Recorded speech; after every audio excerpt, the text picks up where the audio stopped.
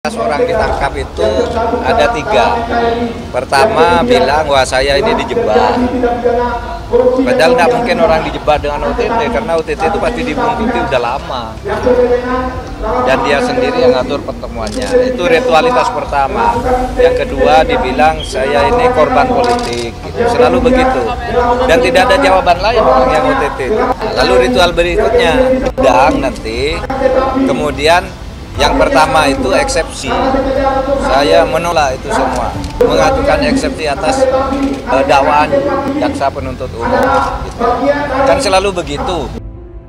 Ketua Majelis Pertimbangan P3, Romah Hurmuzi, menyatakan sosok calon pemimpin Indonesia tidak boleh mempunyai beban masa lalu hingga persoalan hak asasi manusia. Hal tersebut disampaikan Romi dalam acara ngaji kebangsaan dan deklarasi santri mendukung Ganjar Pranowo di Rumah Aspirasi Relawan Ganjar di Menteng. P3 adalah bagian dari koalisi bersama PDIP yang mengusung Ganjar Pranowo sebagai capres.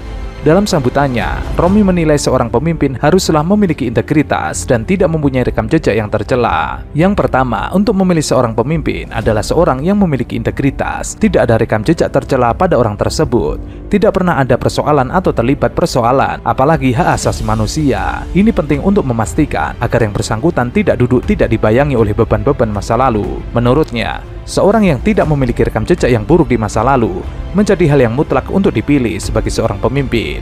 Bagaimana bisa melihat seorang pemimpin yang memiliki beban masa lalu ketika ada masalah integritas dengan dirinya? Usai acara, Romi membantah pernyataan itu ditujukan kepada bakal sosok calon presiden dari Gerindra Prabowo Subianto.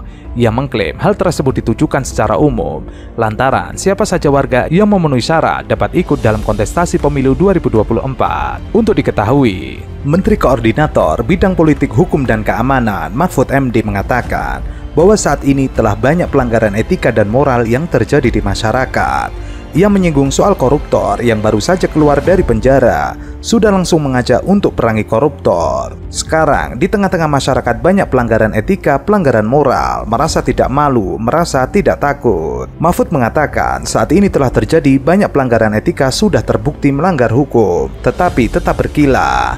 Banyak terjadi orang melanggar etika yang substansinya melanggar hukum, melanggar hak masyarakat, masih berkilah karena alasan hukum. Saya belum terbukti bersalah di pengadilan, pelanggaran etika masih kerap terjadi dan enak-enak saja. Namun demikian, Mahfud tidak menyebut siapa sosok yang ia singgung. Dalam paparannya, Mahfud mengatakan untuk menjadi warga negara yang baik dan taat kepada Pancasila, seorang tidak boleh hanya taat kepada aturan hukum, melainkan juga perlu menaati nilai-nilai etika dan moral. Menurut Mahfud, hukum hanya sedikit dari nilai-nilai yang besar. Nilai yang sudah disepakati itu yang menjadi hukum, sedangkan hukum sebagai produk politik sering dimain-mainkan. Menurutnya, terdapat pedoman kehidupan di dalam masyarakat yang mencakup 4 hal. Di antaranya, norma agama, norma kesusilaan, norma kesopanan, dan norma hukum. Sementara itu, di sisi lain, mantan Ketua Umum P3, Muhammad Romah Hurmuzi atau biasa dipanggil Romi, yang merupakan mantan napi koruptor, selepas dari keluar penjara saat ini dapat posisi penting di P3 sebagai Ketua Majelis Pertimbangan P3. Di podcast Total Politik, Romi menuduh dirinya korban dijebak oleh KPK. Kasus yang menimpa saya itu kasus yang sangat artifisial, yang sangat buatan begitu. Bayangkan seorang ketua umum partai dijuduli OTT untuk rupiah yang hanya 50 juta. Buat saya itu sangat tidak masuk akal. Itu juga yang saya kemukakan bahwa dana yang dikelola oleh seorang pimpinan partai politik itu ratusan miliar. 50 juta kita dijuduli OTT yang memang tidak pernah saya lakukan, tidak pernah saya alami, karena bisa ditanyakan kepada orang-orang yang sedang bersama saya pada waktu itu, dan mereka menyaksikan dengan kepala mata sendiri. Nggak ada itu yang namanya saya terima duit atau apa, nggak ada. Bahkan yang memberinya pun di persidangan saya pun juga mengatakan nggak pernah minta, nggak pernah kirim utusan untuk minta. Bahkan yang bersama saya, si pemberinya ini pun juga tidak tahu meskipun itu saudaranya.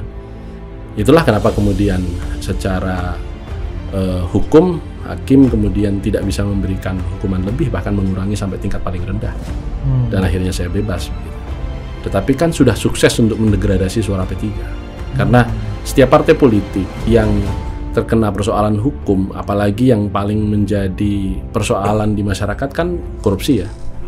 Itu yang paling menjadikan mereka kesal ya. dan kemudian orang mempercayai itu murni peristiwa hukum. Itu mah menurut saya sebodoh-bodohnya orang.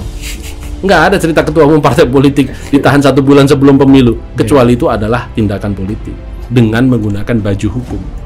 Ya, jadi bagi saya sampai hari ini apa yang terjadi itu murni peristiwa politik dengan berbaju hukum. Tapi ya itulah ya, buat saya setiap jabatan ada risikonya. Kalau tak mau terkena ombak, jangan berumah di tepi pantai. Asik. Gitu. Jadi kalau menjadi politisi yang menjadi pejabat publik, saya selalu katakan satu kakinya itu sudah di penjara, satu kaki lagi tinggal nunggu apesnya.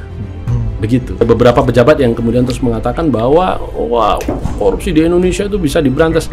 Menurut saya hari ini bisa diberantas, tapi bukan hari ini.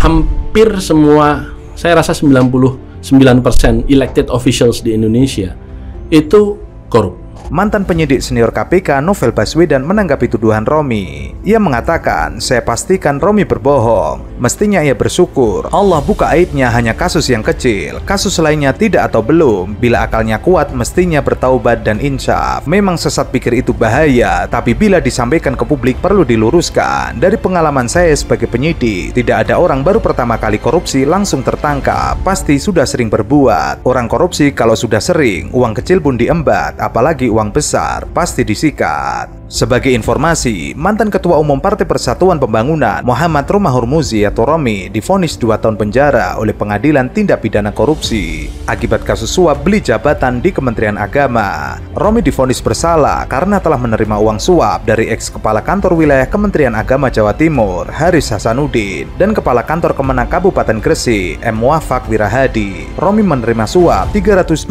juta dari Haris Hasanuddin dan 91 juta dari Muafak Wirahadi. Putusan tersebut lebih ringan dari tuntutan jaksa penuntut umum. Dalam sidang sebelumnya, yakni pada agenda pembacaan tuntutan, jaksa Wawan menuntut Romi 4 tahun penjara dan denda 250 juta, subsidiar 5 bulan kurungan. Jaksa juga menuntut pidana tambahan berupa pembayaran uang sebesar 46 juta. Jaksa pun menuntut pencabutan hak politik Romi selama 5 tahun usai menjalani pidana pokok. Kasus Romi bermula ketika Komisi Pemberantasan Korupsi melakukan operasi tangkap tangan pada 15 Maret 2019. Romi terjaring bersama 5 orang lainnya di wilayah Jawa Timur. Romi lalu ditetapkan sebagai tersangka pada 16 Maret 2019. Begitu pula terhadap Kakanwil Kemenak Jatim, Haris Hasanuddin dan Kepala Kantor Kemenak Gresik Jawa Timur Muafak Wirahadi. Romi menerima suap dari kedua orang tersebut. Muafak dan Haris Hasanuddin menyuap Romi guna melancarkan proses seleksi jabatan di Kemenak.